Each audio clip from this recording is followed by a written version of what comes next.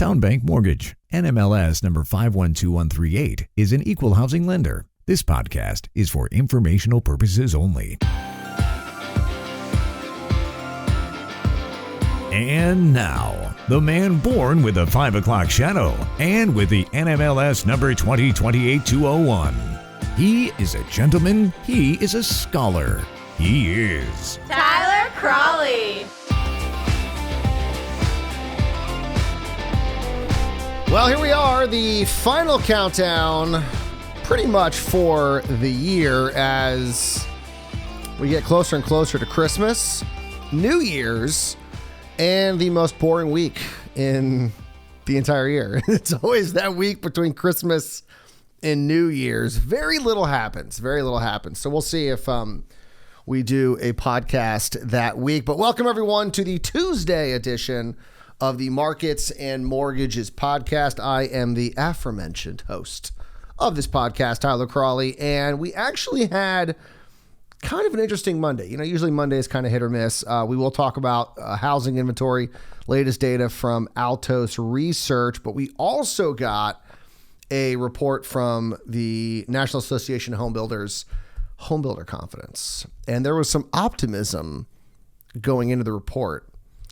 We were hoping that for the first time this year, we could see a month-over-month increase of the index. Every single month this year, it's fallen.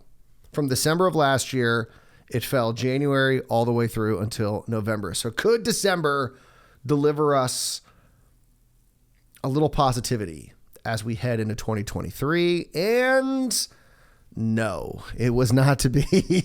Shocker, it was not to be. The official National Association of Home Builders Wells Fargo Housing Market Index actually had the index falling 2 points to 31 in the month of December. That puts it now down 52 points when compared to the start of the year. So in January, 83, end the year at 31. That's pretty crazy. Because remember, 50 is like the baseline. That's like the neutral point where you'd like to see the index. And of course, anything above that means more positivity than negativity. We're now clearly in negative territory. But it's funny that the index itself has now fallen 52 points to the point where the drop itself is where you'd like to see the index at. That's pretty crazy. Economists were actually hoping that we were going to see a slight increase to end the year to 34. But like I said, it was not in the cards. It was not to be. We end the year with another down. I mean, it's crazy to think about that because, you know, the start of the year, you know, it's crazy with regards to housing. I mean, couldn't even have time to list a house. Time it hit MLS, it was sold. And builder confidence was still falling month over month during that time, which just shows you how elevated it was as 2021 ended. And so when was the last time that we saw numbers this low? Well, one of the times was right when the pandemic started. April 2020, the index plummeted 40 points in 1 month, and it fell to 30 in April of 2020. Now, of course, that was just a crazy situation. That was when everything shut down. We didn't know what was going to be happening, and so it makes sense that builder confidence fell. But it quickly rebounded and, of course, got to the point where in 2021 we saw record readings. I mean, I think at one point we were over 90. We had never seen a reading over 90 before, and we got there in 21. And so the index rebounded pretty quickly. So when was the last time that we saw a number this low in kind of a normal economic situation? The last time we saw a number this low was actually in June of 2012 when the index was around 30 after it was recovering. And of course, at that time it was on the up and up. It had collapsed because of the '08 crash. And I don't know if it got into single digits. I'd have to imagine it did. But it was slowly rising above that, finally got to 30, and then by 2013, the numbers were over 30 pretty consistently going forward. So it's been a while. I mean, over 10 years, really, since we've seen an index at this low of level. And there's really not much of a silver. Well, there's one silver lining. One silver lining. We'll get to that in a second. Looking at the individual regions, the South, which has had the best index in 6 of the last 11 months, ended the year on top. So now it took number 7. So 7 of the 12 months, the South was on top, and it ends the year with an index of 35. That was a 2-point increase from the month prior. The Northeast held on at 32. Midwest fell 5 points. They were at number 1 in November. They fell to 5 points to 30. And then the West just continuing to plummet. They're now down 3 points to 25. So they are at 25 to close out 2022. But here is the silver lining, if you can even call it that. And I'm kind of stretching it here, but that's what I like to do. I like to find optimism where everyone's being pessimistic. So all year, builders have felt a lot better about the current state of the market versus what they think is going to be happening in the next 6 months with regards to single family sales. That, however, almost changed in December. I think the biggest spread was, early or late spring, early summer. There was like a 13 or 14 point difference between current sales and future sales, meaning 6 months in the future. That has now shrunk to just 1 point. Builders put current conditions only 1 point ahead of the next 6 months, with the indices at 36 and 35 respectively. So that was it was a 7-point swing. So they're almost at parity. And to me, that means they think we're getting close to the bottom. So we're, the future kind of is catching up, like the future is now type situation, where this thing they've been worrying about is finally upon us. And if you talk to anyone in real estate, that's sort of the messaging I've been hearing, is that December was okay. January and February are going to be rough. And then the spring buying season kicks in, and it could be better than normal, which will seem amazing compared to what we're probably going to witness in January and February. And that's kind of what the home builders are saying, is they're saying we're getting close to the worst of it. And then 6 months from now, things are going to be better. So right now, it's not there yet, but we're very close. Only a 1 point difference between current and future. And so that's the silver lining. It doesn't really sound like one, but technically it's like the bottom is almost upon us. Now, the one category that continues to just be horrific, traffic of prospective buyers held at 20.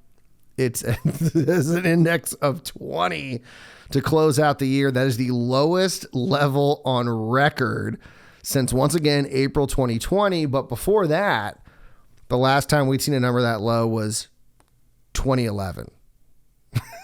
So it's been a little while, even longer than the overall index. Robert Dietz, the chief economist for the National Association of Home Builders, he said that things are not good currently, but there's a silver lining, like I just pointed out, saying the silver lining in this report is that it is the smallest drop in the index in the past 6 months, indicating that we are possibly nearing the bottom of the cycle for builder sentiment. So that's the silver lining. We're not there yet. January could be the bottom, February maybe, but we're getting close to where that bottom is. That's the silver lining. Like, the silver lining is things are about to be the worst they have been. That's not the best silver lining, I will say. Now, speaking of things falling, housing inventory. We are in a very, very bizarre time for housing right now, because this is according to, of course, the weekly report that we get from Altos Research. And housing inventory has now fallen for 7 weeks. It's the 7 straight weeks, almost 2 months of declines with regards to housing inventory, which is crazy, because usually if you would hear that, you would think home prices would be skyrocketing, and they're not. Home prices are falling with inventory and mortgage rates, bizarrely enough. So housing inventory fell to 521,000 for the third week of December. That's a 2.5% drop from the prior week and is almost down double digits. I mean, we're almost there. 9.7% from the peak that we saw in October, about 577 houses. And Altos is now predicting that inventory levels are going to fall to 500,000 to start 2023. So we are going to be at a extremely low number to start the new year. And so, like I said, what's weird about this is that you have inventory falling along with prices. The median home price fell to $410,000 this week. That is down 1.2% last week and is now down 9.7% from the mid-June peak of $454,000. Like, so how weird is that? That inventory is down 9.7% from the peak and prices are down 9.7% from the peak. I double checked the math. And what's crazy is they're both from very different times. I mean, the peak in home prices was June and the peak in inventory was in October. And they're both exactly down the same amount. I don't know. That's like Twin Peaks X-Files stuff going on here with these numbers. Price reductions also fell this week to 41.2%. That is down from the 43.2% peak reported in November, but well above about the 5-year average, which is, it's kind of a ballpark right around 30%. So still well above that kind of 5-year average looking at the Altos data. And after a big jump last week, the median price of a new listing fell to $359,500. That is 1.6% lower than last week, but is still up from the 2022 bottom of $349,000 reported at the start of December. So a lot of weird data in this. We got inventory falling, we got prices falling, we got price reductions falling, but actually an increase, and then for the week, the new listing price fell, but is still up from the bottom. So it's just a lot of conflicting data. Just shows you how crazy the housing market is with regards to just kind of defying what you would think would be happening. I mean, that just shows you how depressed demand is right now. That you have inventory levels falling, but they're not falling as fast as demand, or have not fallen as much as demand has fallen. Mike Simonson, CEO of Altos Research, says that the 2023 housing market has a chance to be saved based on what's happening with these data points, saying, quote, 2023 is setting up to start with only 500,000 homes on the market. That's fewer than it looked like most of the year. And if rates stay in the low 6s or maybe even get to the 5s, we might save the 2023 housing market after all.